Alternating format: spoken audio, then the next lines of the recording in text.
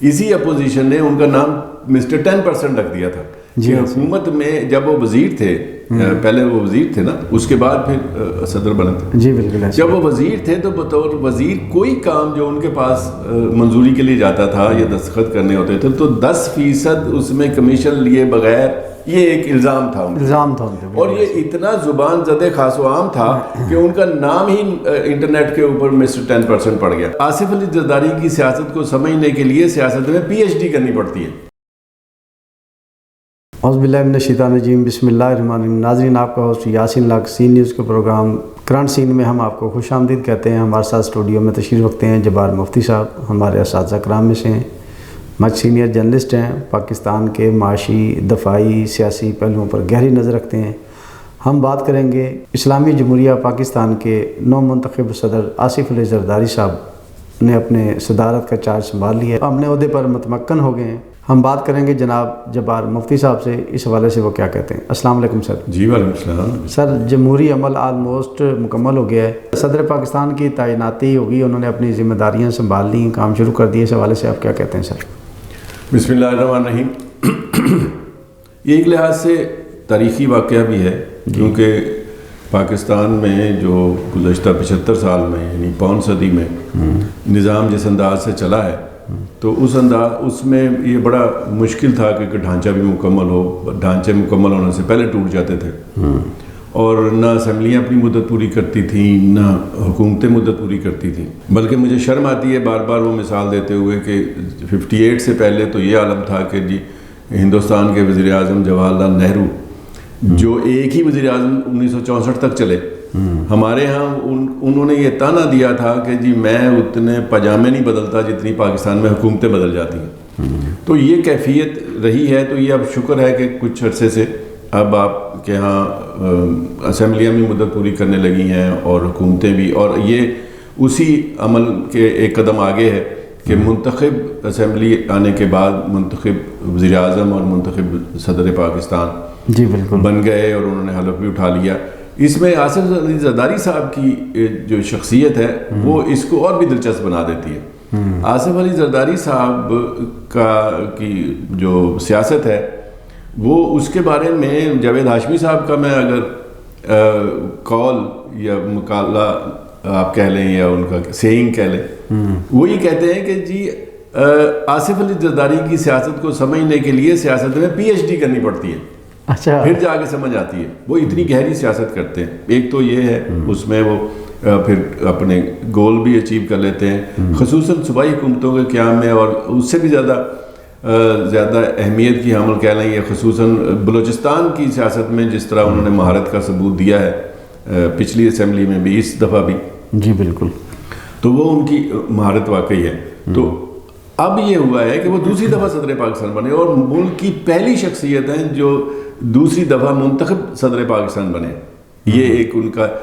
دوسری بات یہ ہے جو میں دوسرا پہلو بتانا چاہتا ہوں، وہ انتہائی منفی بھی ہے ان کی شخصیت کے ساتھ کہ جب پچھلی دفعہ وہ صدر بنے تھے تو ان کے اوپر یہ اپوزیشن نے، یہی اپوزیشن جنہوں نے اب ان کو ووٹ دیا ہے، اسی اپوزیشن نے ان کا نام مسٹر 10% رکھ دیا تھا.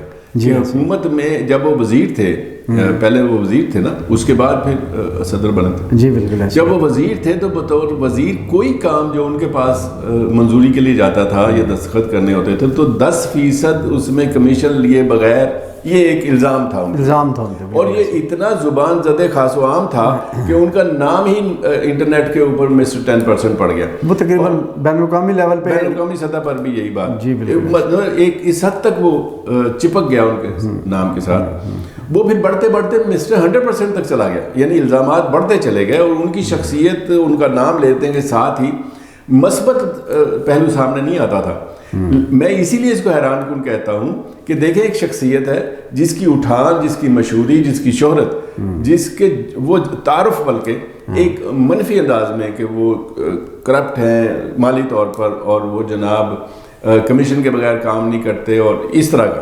بلکہ بے نظیر بھٹو مرحومہ شہید، ان کی وزارت عظمیٰ کے دوران بھی مسئلہ یہ تھا کہ جناب آصف علی زرداری صاحب جو وزیر بن گئے تو ان کو کیسے قابو کیا جائے یا ان کی جو کارستانی ہے اسے کیسے بچا جائے. یہ بڑی مشہور سی بات ہے. لیکن ان کی قسمت بھی دیکھیں آپ، کہ وہ پہلی شخصیت ہیں جو دوسری دفعہ صدر پاکستان بن گئے، اور ان کو جو ووٹ ملے ہیں وہ جو مد مقابل ایک دیرینہ سیاسی کارکن اتنے عرصے سے ساری زندگی گزر گئی جن کی جد و جہد میں، اور بڑی اصولی سی سیاست ان کی، تو ان کو جناب آدھے سے بھی کم ووٹ ملے، تو 1/3 تقریباً تھے ووٹ، تو اتنی بھاری اکثریت کے ساتھ وہ صدر بنے ہیں، اور ان تمام لوگوں نے ووٹ دیا ہے جو کسی زمانے میں ان کو متون کرتے تھے، ان کے اوپر الزامات کی بوچھاڑ کرتے تھے۔ بلکہ اب تو ایک بات بڑی مشہور ہو گئی ہے کہ جس شہباز شریف نے یہ کہا تھا کہ مال روڈ پہ گھسیٹیں گے آصف علی زرداری کو اور ان کے پیٹ سے کرپشن کے پیسے نکالیں گے، انہوں نے تاج پہنا کے ان کو تخت پہ بٹھا دیا۔ کیا بات ہے! تو یہ سیاست کا کمال ہے، زرداری کمال ہے۔ اور یہ جہاں آصف علی زرداری صاحب کی کامیابی ہے وہاں نظام کی ناکامی ہے، میں اس کو سمجھتا ہوں۔ نظام کی ناکامی یہ ہے کہ آپ کے ہاں اس کا مطلب ہے چھلنی کوئی نہیں ہے کہ آپ یہ دیکھ سکیں کہ اس میں سے صاف ستھری چیز نیچے جائے، جو جانے والی ہے، جو رکنے والی ہے رک جائے، جو گند بلا ہے سائڈ پہ ہو جائے۔ آپ ایک طرف پورا میڈیا، پوری اپوزیشن، پوری حکومت کسی زمانے میں ایک شخص کے اوپر الزامات پہ الزامات دھرتی ہے، اور پھر وقت آتا ہے، ایک وقت ایسا آتا ہے، اور اس کا تو پھر مطلب یہ ہوا کہ سودے بازیاں ہو رہی ہیں نا۔ جی بالکل، کہ جی ہمیں یہ دے دو، آپ یہ لے لو، بندر بانٹ آپ کہہ لیں ہو رہی۔ تو لیکن زرداری صاحب کی کامیابی یہ ہے کہ جناب وہ خود، اچھا پھر اس پوری دوڑ کے اندر اس خانوادے میں، اس خانوادہ نہیں آپ پیپلز پارٹی کہہ لیں، اس کے اندر ان کے بعد جس کا نام لیا جائے گا وہ ان کا بیٹا ہوگا۔ جی بالکل، یہ دیکھیں وہ نسل در نسل، وہ یہ نہیں ہے کہ وہ جیسے تاج پوشی ہوتی ہے صدر کے باپ کے بعد بیٹا، نہیں، وہ بھی ووٹ لے کے آئیں گے، ووٹ لے کے آئیں، پوری پیپلز پارٹی ان کے پیچھے کھڑی ہے۔ مزید انہوں نے اپنی بیٹی کو بھی متعارف کروا دیا، اس سے اگلی نسل آصفہ کو بھی کرایا۔ تو ہمارے ہاں چونکہ میں پہلے بھی یہ عرض کر چکا ہوں کہ یہ اس پر اعتراض کیا جاتا ہے موروثی سیاست کے اوپر، لیکن مسئلہ یہ ہے کہ ہمارا معاشرہ، ہماری سوسائٹی، ہمارا عام آدمی، یہ دیکھیں نا، میں اس سے پہلے بھی شاید مثال دے چکا ہوں کہ پیر کے بیٹے کی آنکھ کام نہ کرتی ہو، اس کی زبان صحیح نہ چلتی ہو، وہ تتلا کے بولتا ہو، اس کے منہ سے لالیں بہ رہی ہوں، بالکل ہی بھولا بھالا سا اواگاؤن قسم کا بھی ہو، تو پیر وہی بنے گا، لوگ پیر اسی کو مانیں گے جو پیر کا بیٹا ہے، بالکل جو بادشاہ کا بیٹا ہے، جو شہزادہ ہے، اسی کو بادشاہ مانیں گے۔ تو اس لیے یہ ہماری یہاں پہ موروثی جو معاملہ ہے یہ ہمارے رگو پہ میں بیٹھا ہوا ہے، ہم قبول ہی اس کو کرتے ہیں۔ چنانچہ یہ بھی کوئی انہونی بات نہیں ہے۔ اب بھٹو صاحب تھے تو بی بی تھی، بی بی تو بلاول، اس کی آصف علی زرداری، تو یہ سارا تو بھٹو صاحب کا ایک چونکہ نام تھا، ان کی فالوئنگ تھی، ان فالوئنگ ابھی چل رہی ہے، جب تک چلتی ہے سیاست میں ان کا اور ان کے خاندان کا جو مقام ہے اور جو اہمیت ہے وہ باقی رہے گی۔ جی بہت شکریہ۔ 90 کی دہائی سے لے کر 2024 آ گیا ہے، اور زرداری صاحب کے ہاتھ کی لکیر ہے، اقتدار کی لائن ہے کہ وہ بڑھتی جا رہی ہے، مٹتی نہیں ہے۔ ہر دور میں اقتدار ان کے پاس رہا ہے، وہ کسی بھی صورت میں رہا ہو، جیل میں ہیں تب بھی اقتدار میں ہیں، جیل سے باہر ہیں تب بھی۔ پاکستان کا قانون آلموسٹ ڈپارٹمنٹ میں بھی اور پاکستان کے قوانین میں بھی یہ جو بات طے شدہ ہے، لکھی ہوئی ہے کہ ایک FIR درج کسی شخص پر ہو تو وہ کسی ادارے میں PN بھرتی نہیں ہو سکتا، افواج پاکستان میں سپاہی بھرتی نہیں ہو سکتا، کسی بھی افواج میں سپاہی بھرتی نہیں، کانسٹیبل نچلا درجہ ہے سب سے افواج کا، وہ نہیں بھرتی ہو سکتا۔ لیکن ہزاروں FIR، ہزاروں الزامات، ہزاروں مقدمات کے باوجود افواج پاکستان کا سپریم کمانڈر یعنی کہ صدر پاکستان تعینات ہو سکتا ہے۔ یہ ہمارے ملک کا، ہم خوش قسمتی کہیں، بدقسمتی کہیں، المیہ کہیں، یہ آپ بہتر سمجھتے ہیں، اس بارے میں کیا کہنا چاہیے۔ آگے بڑھتے ہیں۔ دوسری طرف ایک طرف جو ہماری نئی کابینہ ہے وہ سلیکٹ ہو گئی ہے، وفاقی کابینہ بھی وہ حلف اٹھانے جا رہی ہے۔ دوسری طرف مینڈیٹ چوری کے نعرے، احتجاج، مظاہرے وہ جاری ہیں PTI کارکنوں کی طرف سے، اور اس مرتبہ جو گرفتاریاں ہوئی ہیں ماضی کی طرح عام ورکر یا عام پارٹی کارکن نہیں گرفتار ہو رہا، بلکہ ممبران اسمبلی گرفتار ہو رہے ہیں، اور اس صدر پاکستان کی صدارت کے دوران ہو رہے ہیں جنہوں نے اسمبلی کو ہمیشہ سپریم قرار دیا ہے، جنہوں نے اسمبلی کارکنوں کو سب عہدوں پر تمام اس پر سپریم قرار دیا ہے، ان کی موجودگی میں ممبران اسمبلی گرفتار ہو رہے ہیں۔ تو اس بارے میں کیا کہیں گے آپ؟ پہلی بات تو یہ کہ آپ نے اس سوال میں بھی آصف علی زرداری صاحب کا حوالہ دے دیا، تو مجھے یاد آیا کہ اس وقت جتنی بھی لاٹ ہے سیاستدانوں کی جی، ان میں سب سے زیادہ عرصہ جیل میں گزارنے والے آصف علی زرداری صاحب. جی بالکل ایسی ہے. وہ ان کا دعویٰ ان کی پارٹی کے لوگوں کا یہ ہے 11 سال 4 مہینے اور 29 دن جی ایسی وہ جیل میں رہے ہیں. اس سے پہلے کسی زمانے میں جب آزادی کی جنگ تھی, جب استعمار کے خلاف جدوجہد تھی, تو اس بات کو فخر کا باعث سمجھا جاتا تھا کہ آدمی نے طویل جیل بھگتی ہے. لیکن جب سے جمہوریتیں آ گئیں اور اس میں پھر یہ دیکھا جاتا ہے کہ اگر کوئی جیل میں گیا ہے تو کس الزام میں گیا ہے.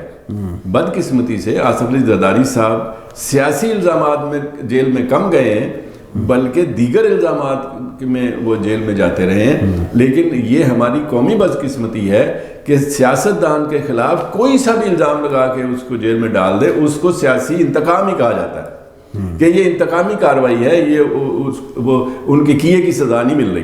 تو زرداری صاحب کا یہ اعزاز بھی ہے کہ انہوں نے طویل عرصہ ایک جیلوں میں گزارا ہے, اور بلکہ جو ان کے کریڈٹ پہ بات جاتی ہے کہ ایک زمانے میں جو سب سے بڑے صحافی تھے مرحوم مجید نظامی, انہوں نے انہیں مرد حر قرار دے دیا کہ یہ اتنے بہادری کے ساتھ لچک نہیں آئی. اور جب کبھی وہ باہر آتے تھے جیل سے پیشی کے اوپر تو ہنستے ہوئے, کبھی ایسا نہیں ہوتا تھا کہ آصف علی زرداری صاحب روئے پٹے ہوں, میں مارا گیا, میں یہ جاتی ہوگی, نہیں کبھی نہیں. تو چنانچہ ان کو مجید نظامی صاحب نے مرد حر قرار دیا. تو ان کی دلیری اور بہادری, میں ان کے جو الزامات کی فہرست ہے اس کی طرف نہیں جانا چاہتا, لیکن وہ اس وقت سیاست کا ایک اہم مہرہ بھی نہ کہیے اس کو, وہی نیگیٹو ہو جاتا ہے. وہ ایک اہم شخصیت ہے, اہم سیاسی شخصیت ہے ملک کی, جن کے مرضی سے بہت کچھ ہوتا ہے, اور جو اپنی مرضی کے مطابق چیزوں کو ڈھالنے پہ قدرت رکھتے ہیں, لوگوں کو آمادہ کرنے پہ قدرت رکھتے ہیں, کنونس کر لیتے ہیں, ملا لیتے ہیں. اور وہ ان کے بارے میں یہ کہا جاتا ہے کہ وہ زیادہ سے زیادہ لوگوں کو اپنے گرد جمع کرنے اور اپنے احاطۂ اثر و رسوخ میں لانے کی ان کو جو مہارت ہے وہ اور کم ہی کسی. اس سے پہلے آپ کو یاد ہوگا کہ نواب نصر اللہ خان صاحب کے بارے میں یہ کہا جاتا تھا کہ وہ پارٹیوں کو اکٹھا کر لیتے ہیں, وہ سارا کچھ کر لیتے ہیں. لیکن ان کی بدقسمتی یہ تھی کہ ان کی کوئی ایسی کانسٹیچوئنسی پکی نہیں تھی کہ جہاں سے ان کو کوئی ہرا ہی نہ سکتا. تو وہ, لیکن زرداری صاحب کو یہ بھی ایج حاصل ہے کہ ان کی اپنی جو کانسٹیچوئنسی ہے وہ اتنی پکی ہے کہ وہاں سے ان کو ہرانا ناممکنات میں شمار ہوتا ہے. اس لیے ان کے اسمبلی میں, ہر اسمبلی میں پہنچ جاتے ہیں. جی بالکل. پھر گفتگو کی مہارت ان کو حاصل ہے. وہ کوئی اوریٹر نہیں ہے, کوئی مقرر نہیں ہے, لیکن جو ٹیبل پہ بیٹھ کے, ڈرائنگ روم میں بیٹھ کے, ڈرائنگ روم پالیٹکس کے وہ بادشاہ ہیں, اس میں کوئی شک نہیں. اور جو اب آپ نے دوسری پی ٹی آئی کارکنوں کے نصیب میں چاہے وہ ممبران اسمبلی الیکٹ ہو بھی جائیں تو بھی یہ ڈنڈے گرفتاریاں چلتی رہیں گی, ان کے نصیب میں لکھا گیا نہیں. یہ دیکھیں وقت کی بات ہوتی ہے. جیسے میں نے ابھی جس شخصیت کے بارے میں ہم گفتگو کر رہے تھے, کبھی ان پہ ایسا وقت تھا کہ آپ کو یاد ہوگا جیل میں ایک دفعہ ان کی زبان کٹ گئی تھی. جی بالکل. وہ دکھائی انہوں نے باہر نکال کے, کٹ یوں لگا ہوا تھا. جی ایسی. تو اتنی سختیاں تھیں. اب وہ ایوان صدر, سب سے بڑا عہدہ ملک کا آئینی عہدہ جو ہے اس پر براجمان ہے, اور پہلی دفعہ نہیں ہے, دوسری دفعہ براجمان ہے. یعنی وزیر اعظم بدل گیا, وہ دوبارہ سے آ گئے. ان کے جو پارٹی کے جو اصل قوت تھی بھٹو صاحب کے بعد بی بی بے نظیر بھٹو کی, وہ منظر سے ہٹ گئی ہیں, لیکن ان کا اقتدار برقرار ہے. یہ, اور جہاں تک یہ آپ نے گرفتاریوں کی بات کی ہے, تو جب بھی جدوجہد ہوتی ہے حکومت کے خلاف, حکمرانوں کے خلاف, تو یہ تو کام ہوتا ہے, اور یہ اس کی یہ قربانی تو دینی پڑتی ہے. یہ ہے کہ یہ اب میرا ایک ایسے ہی بدگمانی تو نہیں کرنا چاہیے, اس کو یوں کہیے کہ ایک مجھے تشویش ہے کہ یہ جتنے پرامن طریقے سے ابھی تک ہو رہے ہیں نا, ابھی کل جو ہوئے ہیں مظاہرے, بے ضرر قسم کے مظاہرے تھے, گرفتاریاں تو ضرور ہوئیں لیکن کوئی توڑ پھوڑ نہیں ہوئی, کوئی تصادم نہیں ہوا. اور جہاں تک ملتان کا تعلق ہے تو یہاں ویسے ہی ابھی تک پی ٹی آئی کے مظاہروں میں کوئی جوش و خروش یا شدت نہیں آ سکی. لیکن یہ میرے سابقہ تجربات کی روشنی میں تاریخ کا ایک طالب علم ہونے, سیاسی تاریخ کا طالب علم ہونے کی حیثیت سے عرض کروں کہ تحریکیں ایسے ہی چلتی ہوتی ہیں, اس میں کہیں نہ کہیں کوئی ایسا موڑ آ جاتا ہے کہ وہ ٹرن لے جاتی ہیں. میں ہماری ملک کی تاریخ کی سب سے بڑی جو تحریک نظام مصطفیٰ ہے, اس کے بارے میں لوگوں کو علم ہوگا, اگر بھول گئے ہوں تو میں یاد کروں, 70s کی بات ہے نا, بہت عرصہ ہو گیا, یوں کہیے یہ 40-50 سال ہو گئے. اس تحریک میں بھی کچھ نہیں ہو رہا تھا, بلکہ ایک دن میں نے خود ٹریول کیا اسلام آباد سے لے کر ملتان تک. تو یہاں آ کر میں نے یہ دوستوں سے کہا کہ یار کہیں رستے میں ہڑتال تو نظر نہیں آ رہی, حالانکہ PNA نے ہڑتال کا اعلان کیا ہوا تھا. بائیکاٹ کیا, بائیکاٹ تو ہو گیا بھی جب آپ گئے ہی نہیں الیکشن لڑنے کے لیے پولنگ اسٹیشنوں میں, بائیکاٹ ہو گیا, لیکن لوگوں نے کسی حد تک تھوڑے بہت ووٹ ڈال دیے, لوگ جیت گئے, سارے ہی پیپلز پارٹی کے جیت گئے. انہوں نے پھر جب اسٹرائک کا اعلان کیا تو اسی دن اتفاق سے میں ٹریول کیا ٹرین پہ, وہاں سے آیا. تو میری رائے یہ تھی کہ میں وہ دیکھ رہا تھا کہ ہڑتال اس طرح کامیاب نہیں تھی. تو لیکن پھر وہ واقعہ ہو گیا مسلم مسجد والا. مسلم مسجد جلوس نکلتے تھے لاہور میں دواری گیٹ وغیرہ میں, تو پولیس پیچھے پڑتی تھی, ڈنڈے مارتی تھی, لوگ بھاگ کے گلیوں میں چلے جاتے تھے, پھر آ جاتے تھے. پھر اس طرح چلتے کرتے کرتے ہوا یہ کہ مظاہرین جو ہے وہ مسلم مسجد لوہاری گیٹ میں مشہور مسجد ہے, اپر فلور پہ اگر, تو وہاں پہ مظاہرین چڑھ گئے, مسجد میں چلے گئے. تو پولیس ان کے پیچھے تعاقب کرتی بھی گزری. اب ظاہر ہے بڑے فل شوز پہنے ہوتے ہیں, ان کے تسمے کھول کے تو نہیں جانا تھا, وہ شوز کے سمیت اندر چلی گئی. اور اگلے دن اخبارات میں تصویر چھپ گئی کہ پولیس جوتوں سمیت مسجد میں. اس کا پھر جو رد عمل آنا تھا, اس کے رد عمل میں پھر اگلے دن یہ ہوا کہ ایک تاجر کو گولی لگ گئی, ایک دن میں 2 بندے مر گئے نیلا گنبد. وہاں سے جو تحریک نے ٹرن لیا ہے تو پھر نہیں رکی, پھر سنبھلی نہیں, پھر وہ ایسی نہج پہ چلی جاتی ہے. جب خون شامل ہو جاتا ہے نا, خون آخر خون ہے, گرتا ہے تو جم جاتا ہے, ظلم آخر ظلم ہے, بڑھتا ہے تو مٹ جاتا ہے. یہ کیا سمجھتے ہیں کہ PTI کی یہ جو تحریک ہے یہ اسی طرف جا رہی ہے جس خاموشی سے یہ ایک وہ کہتے ہیں نا سمندر کی طرح؟ اس کے لیے بہت ہی دانش مندی کی ضرورت ہے حکمرانوں کو. وہ نیچے تک میسج یہ دے دے کہ کسی صورت میں تشدد نہیں کرنا. تشدد نہیں کریں گے تو یہ نعرے لگائیں گے, مظاہرہ کریں گے, گھر کو چلے جائیں گے. اگر تشدد ہو گیا اور تشدد کے نتیجے میں خدا نخواستہ کوئی جانی نقصان ہو گیا تو پھر نہیں سنبھلے گا. یہ اب خود پولیس اور انتظامیہ کے اس میں ہے کہ وہ کس حد تک صبر و ضبط کا مظاہرہ کریں اور لوگوں کو اپنا کتھارسس کرنے دیں, نعرے لگائیں, غصہ نکالے, چلے جائیں. لیکن اگر تصادم کی کوئی صورت بن گئی تو پھر نقصان سارے کا سارا حکمرانوں کا ہوتا ہے, اپوزیشن کا نہیں ہوتا. اپوزیشن کو فائدہ ہو جاتا ہے, اس کے تحریک میں جان پڑ جاتی ہے, تو جان پڑ جائے گی پھر سنبھالنی مشکل ہو جائے گی. جی بالکل, تشدد تو ڈے فرسٹ سے جاری ہے. بات میری سوال وہیں بھی آ جاتا ہے, یا تو قومی اسمبلی کے ممبران کو کیوں پکڑ رہے ہیں اور کارکنوں کے ساتھ, میرا خیال ہے جنہوں نے ووٹ لے کے اور مینڈیٹ چوری کا جو ان کا ہے, رہنمائی کا دعویٰ جو کر رہے ہیں, جی بالکل, تو پھر بنتا ہے نا پھر کارکنی کیوں پکڑے جائیں. جی بالکل, وہ بھی پکڑے جائیں. جی بہت شکریہ. کیا پاکستان کے قوانین میں تبدیلی کر دینی چاہیے کہ اگر FIR یا الزام علیہ, FIR جس پہ درج ہو, الزام علیہ جو ہے وہ اگر PN یا چوکیدار یا خاک روب بھرتی نہیں ہو سکتا, اسمبلیوں میں ممبر بیٹھ سکتے ہیں, ممبر الیکٹ ہو سکتا ہے, قومی اہم عہدے مل سکتے ہیں, صدر پاکستان بن سکتا ہے, وزیر اعظم بن سکتے ہیں, وزیر داخلہ, وزیر خارجہ بن سکتے ہیں, لیکن ایک PN بھرتی نہیں ہو سکتا. تو قوانین میں کیا قوانین دیکھیں, بات قوانین تبدیلی کر دینی چاہیے. بات ہمارے نظام کی کمزوری کی ہے. بات یہ ہے کہ یہاں جس کو پنجاب میں کہتے ہیں بندہ کا بندہ دیکھ کے, کہ کسی کے لیے اگر کمزور آدمی ہے تو اس کے لیے قانون اور انداز میں عمل پیرا ہوتا ہے, کوئی بڑا آدمی ہے تو اس کے لیے اور انداز میں. تو یہ نظام کا مسئلہ ہے, قوانین تو وہاں موجود ہے. تو یہ جو کچھ ہم دیکھتے ہیں, دیکھیں جب کوئی مثال کے طور پر مظاہرہ ہو رہا ہوتا ہے, مثال لوگ سڑکوں پر ہیں, 10 ہیں, 20 ہیں, 50, 100, 1000, اس وقت وہاں پر جس مجسٹریٹ کی اور جس SP یا SHO یا پولیس آفیسر کی ڈیوٹی ہے نا, یہ اس کی 100% ثواب دید ہے. اس کے ریفلیکسز کیسے ہیں, فیصلہ کرنے کی قوت کیسی ہے. قوانین اپنی جگہ پہ موجود ہے, لیکن وہاں فیصلہ اس نے کرنا ہے. وہ بعض اوقات حد سے بڑھ جاتا ہے, بعض اوقات بزدلی کا مظاہرہ کرتا ہے. تو جب وہ توازن کھوتا ہے تو وہاں مسائل پیدا ہو جاتے ہیں. جی بہت شکریہ. ماہ رمضان کی آمد ہے, آپ کو ہم سب کو مبارک ہو. جیسے ہی ماہ رمضان کا چاند نظر آیا, ہمارے جو بیشتر کاروبار سے منسلک ہیں, بزنس طبقہ ہے, تاجر طبقہ ہے, الحاج ہیں, ان میں سے بیشتر بڑے بڑے درجنوں بار متعدد بار حج کیے ہوئے ہیں, عمرے کیے ہوئے ہیں, انہی لوگوں نے 2 سے 3 گنا پھلوں, سبزیوں, اجناس کی قیمتوں میں اضافہ کر دیا ہے. یہ وہی لوگ ہیں جو پورا سال اپنی نشستوں پر، کاروباری دکانوں پر بیٹھ کر، اپنی کرسیوں پر بیٹھ کے آنے والے گاہکوں کو درس و تدریس کرتے ہیں، اسلام، مومن اور اچھائی کا درس دیتے رہتے ہیں، لیکن ماہ رمضان آتے ساتھ ہی یہ دگنے چگنے مہنگائی شروع کرتے ہیں۔ پوری دنیا میں قیمتیں، حتیٰ کہ نان مسلم تک ماہ رمضان کی آمد پر اشیاء خورد و نوش کی قیمتوں میں کمی کرتے ہیں، لیکن پاکستان میں یہ تاجر طبقہ قیمتوں میں دگنا چگنا اضافہ کرتا ہے۔ اینڈ آف دی کنزیومر اس پوائنٹ تک بھی قیمتوں میں ہونا ہی ہوتا ہے، جب ہول سیل میں کریں گے کنزیومر اس دکاندار بھی کرے گا۔ اس کا کوئی حل ہے؟ کسی طریقے سے کسی کا کوئی جذبہ ایمانیت جگا سکتے ہیں؟ کوئی قانون حرکت میں آ سکتا ہے؟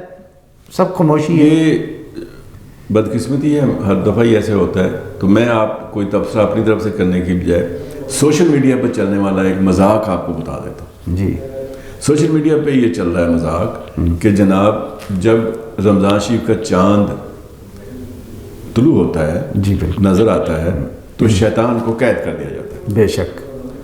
شیطان نے اس دفعہ یہ کیا ہے کہ قید ہونے سے پہلے تاجروں کی میٹنگ بلائی اور اپنے تمام اختیارات ان کے حوالے کر کے جیل کے اندر چلا گیا۔ جو مہنگائی کرتے ہیں تاجر، جو مہنگائی کرتے ہیں، جی بالکل، تو ان کے سپورٹ کر گیا کہ جو شیطانی کام میں نہیں کر سکتا، میں جا رہا ہوں جیل میں، تو یہ رمضان شریف کی برکتوں کا ان کو نظر لگانے کے لیے، یا اس میں اب دیکھیں نا، گراں فروشی عام حالات میں گناہ ہے، جی، تو کتنے گنا زیادہ ہوگا رمضان شریف میں؟ اس کا خیال نہیں آتا۔ 70 گنا۔ تو جب 70 گنا زیادہ گناہ بخشے، باقی 11 مہینے بھی باتیں کر کے پوری نہیں ہوتی۔ اللہ معاف کرے ہمیں بھی اور ان کو بھی، اور خیال کریں۔ اور پھر ایک اور بھی بات ہے، جی سر، جب آپ چیزوں اشیاء ضرورت کی قیمتوں میں اضافہ کرتے ہیں تو آپ خود بھی متاثر ہو رہے ہوتے ہیں۔ ہاں، آپ ایک آئٹم مہنگی بیچ لی، لیکن پوری مارکیٹ کے اندر سے پھر باقی چیزیں جو آپ کے گھر میں آئیں تو اس لیے یہ جیسی کرنی ویسی بھرنی ہوتی ہے۔ خیال کرنا چاہیے، دوسروں کا خیال کریں، آپ کا خیال ہو جائے گا۔ وہ بڑی خوبصورت سی بات ہے، کوئی کہتا ہے رستہ دو رستہ لو، ٹریفک کا اصول ہے، رستہ دیں گے آپ کو رستہ ملے گا، لیکن اگر آپ لوگوں پہ زیادتی کریں گے تو زیادتی کا شکار خود بھی ہوں گے۔ جی بالکل، اسی طرح کہ یہ گراں فروشی آپ کو، مجھے، عام آدمی کو نظر آتی ہے۔ ہمارے جو ڈسٹرکٹ گورنمنٹ افسران ہوتے ہیں مختلف محکمہ جات کے، چاہے ڈپٹی کمشنر ہیں، کمشنر ہیں، یا ہمارے مجسٹریٹ ہیں جو کنزیومر پرائس کنٹرول مجسٹریٹ ہوتے ہیں، ان کو نظر نہیں آتی۔ اگر ان کو کوئی جا کے ریکویسٹ سوال کر دو، وہ کہتے ہیں نشاندہی کریں، کون کر رہے ہیں، ہم جا کے پکڑیں گے۔ بھئی ان کو نظر نہیں آتی، پبلک نشاندہی کرے، لیکن پبلک کو ہر دکاندار نظر آ رہا ہے کہ یہ لوٹ کھسوٹ اور گراں فروشی کر رہا ہے، ارباب اختیار کو کیوں نہیں نظر آتی ہے؟ اصل میں یہ تو کون سی سلیمانی ٹوپی ہے جو بات ہے، سسٹم کی خرابی۔ ہم اس سسٹم پہ سارا الزام لگا کے خود ایک طرف ہو جاتے ہیں۔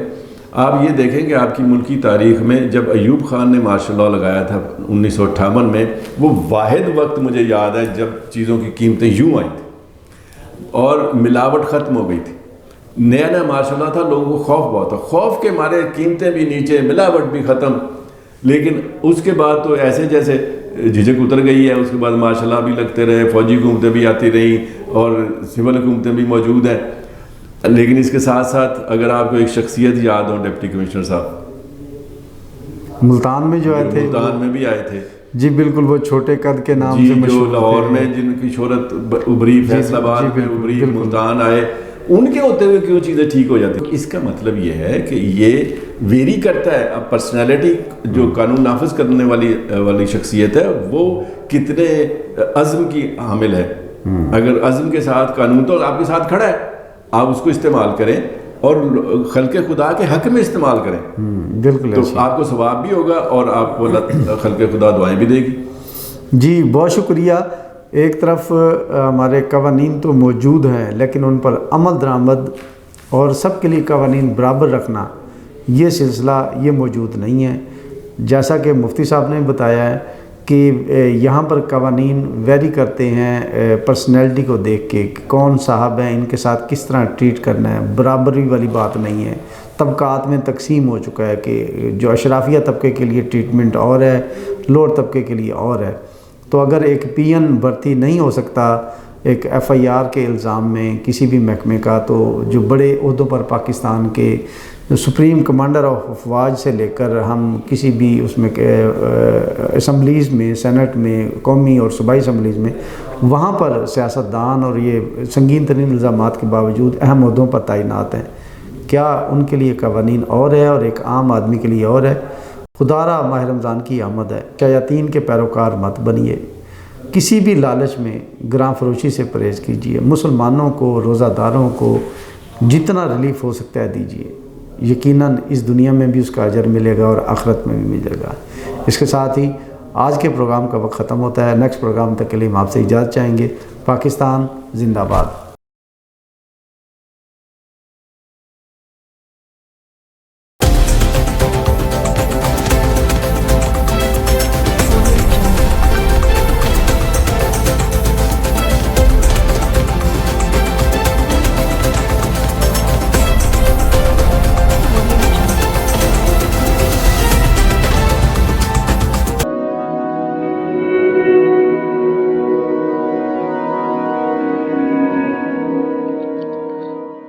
رزق اللہ کے ہاتھ میں ہے، اور کبھی کبھی رزاق رزق کی تقسیم کا اعزاز ان لوگوں کو بھی عطا فرما دیتا ہے کہ جو حالات کی کڑی دھوپ میں شجرے سایہ دار ہوتے ہیں۔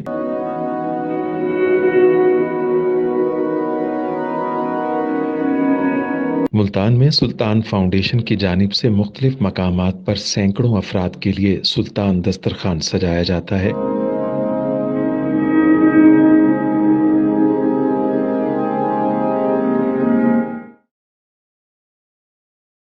ہر انسان سلطان دسترخوان کا مہمان بنتا ہے۔